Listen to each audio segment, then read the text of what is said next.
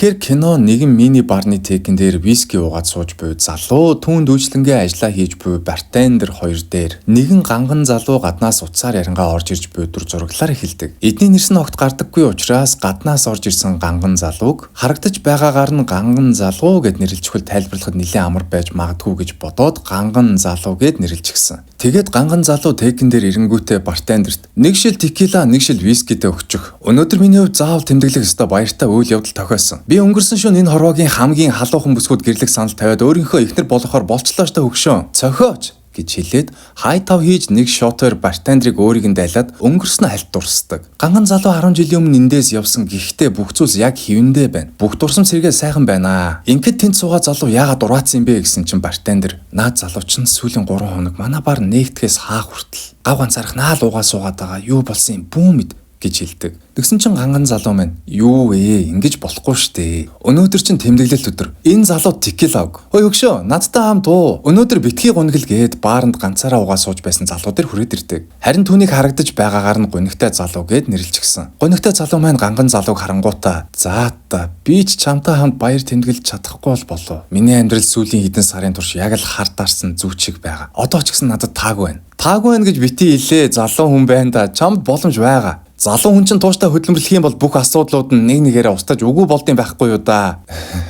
Чи нэг л буруугаар ойлгоод байгаа шиг байна. Миний удирдах чадхааргүй асуудлуудын талаар би ярьсан юм л да. За болооч дээ, тийм юм гэж байдгүй маа. Тэгвэл өгшин хоёулаа мөрөцъе. Чи надад өөрийнхөө бүх асуудлыг яриад өг. Хэрвээ би чиний асуудлыг сонссныхоо дараа засаж залруулж чадах юм бол хоёулаа өнөөдөр шүнжэнгөө хамт ууя. Харин асуудлыг чинь сонссныхоо дараа зохицуулж чадахгүй юм бол би бүтэн 7 хоногийн турш уух юмны чинь тооцоог төлж өгье гэж тохиролцоод уйдгартай залуу өөрийнхөө асуудлын талаар ярьж эхэлдэг. Уг нь тэрээр эхнэртэйгээ хамтдаа сайхан амьдардаг аз жаргалтай залуу байж л дээ. Нэг өглөө тэрээр эхнэрээ ажиллаа хийж байхад нь чи миний цагаан балыг харсан уу? Би маш чухал зүйлийг тэмдэглэмээр байна гэсэн чи эхнэр нь чиний цагаан бал чинь надад байна л да, би энд ажиллаа хийж байна. Өөр бал зөндөөл байгаа штэ чи өөр балаар биччихээч гээд балаа булаацалдаж жаахан ам зурж байснаа эхнэр нь чи яг юу тэмдэглэх гээд байгаа юм бэ гэж асуудаг. Тэгсэн чинь манай залуу би унтаж байгаа сэрх үедээ юр бусын гимэр зүйлсийг мэдэрсэн. Нүднээс минь цагаан гэрэл цацарч миний тарих өмнө нь хизээч ажиллаж байгаагүйгээрээ бүрэн дүрэн ажиллаж хизээч хэнийг ч бодож олоогүй. Тэрхүү гайхамшигтай санааг би бодож олсон. Би түүнийг яг одоо тэмдэглэх хэрэгтэй байна гэсэн чи эхнэр нь тийм үү хараа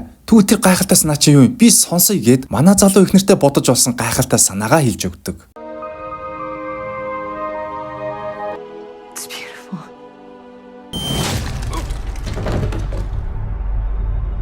За байж гараа. Одоо тэгээд чи нэг санаа бодож олоод тэрийг ихнэртэй хэлээл ихнэр чинь сонсонгуудаа тархин задраа хүчиж байгаа юм. Ой хөгшөө чи энэ ярихыг сонссон уу? Би огтхон ч худлаа хэлээгүй. За тэгээд дараад нь юу болсон юм?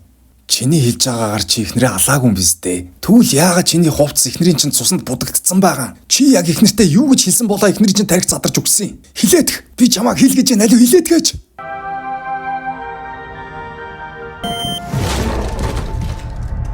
Ингээд уйдгартай залууг маань нэг хэсэг ганцаарнг нь хорж байгаад нэг өдөр цаазаар ахуулах ял сонссон хоригдлын өмнө авчирч суулгаад өрөөнд нь суйрлуулсан спикерээр CIA-ийн эйжент Groves гэх нөхөр холбогдож өөдөөсөө харц суугаа бүсгүйд ихнэртэй хэлсэн санаагаа хэлж өг. Учир нь бид таныг ихнэрээ алаагүй гин буруугүй гэдгийг чинь нотлохын тулд энэ туршилтыг хийхээс өөр сонголтгүй болсон. Тиймээс та бидний хий гэснийг заавал гүйцэлдүүлэх ёстой гэж тушаагаад санааг нь бүсгүйд хилүүлж бүсгүйн толгойд дэлбэрч өгдөг. Тэрч бүх хил ар араас нь өдөр бүр цаазаар ахуулах хоригдлуудтай түүнийг уулзуулж санааг нь хилүүлж эхэлдэг.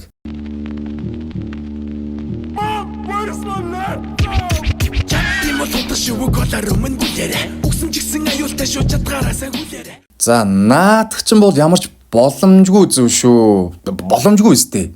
За боломжтой байлаа гэж бодоход яг яаж? Мэдгүй харин яг яаж би өөрөө ч гэсэн гайхаал байна шүү дээ. Пүү наа чин ямар солиотой түүх вэ андаа. Чи ёстой гоо шаадаг гараа да. Яа ингэ шаахгүй штэ. Надад олон мууцан чанар байдаг байх л та. Гэхдээ би ерөөсө худалж биш. Би чамд худлаа хэлээгүй. Би чамд гой зөвлөгөө өгье заяа. Чи дараагийн удаа хүнд ямар нэгэн түүх ярьж өг гэх юм бол жаахан үнэмшилтэй зүйл бодож олоод ярьж байгаарай. Би чамд худлаа хэлээгүй гэдэг штэ. Маа энэ миний ихнэрийн зураг. Өө тийм үү? Энэ чиний ихнэр юм уу? Ихнэрий чинь гэж хин нотлох юм бэ? Чи худлаа ярьсаар байгаа чинь билүү хэн мэдх юм бэ? Чи үнэхээр нотлохоо хүсэж байгаа юм уу? Сонсомоор байна уу? Өө тийм би нотлохоо хүсэж байна. Хэлээд өг. Яриад өг. Чи дөнгөж сүү тавьсныхаа дараа ийм тэнэг алхам хийж байгаа юм уу те? За яах вэ? Үнэхээр тэгжил их хүсээд байгаа юм бол би чам санаагаа хэлээд өг л дөө. Гэж хэлэнгүүтээ бартендер залууд чихээ бүглөөрөө. Тэгэхгүй бол толгой чинь задрах аюултай шүү гэж хэлтэл бартендер гүү зүгээр би ч гэсэн хамтдаа сонсомоор байна гэд гайхалтай санааг нь яриулж эхэлдэг.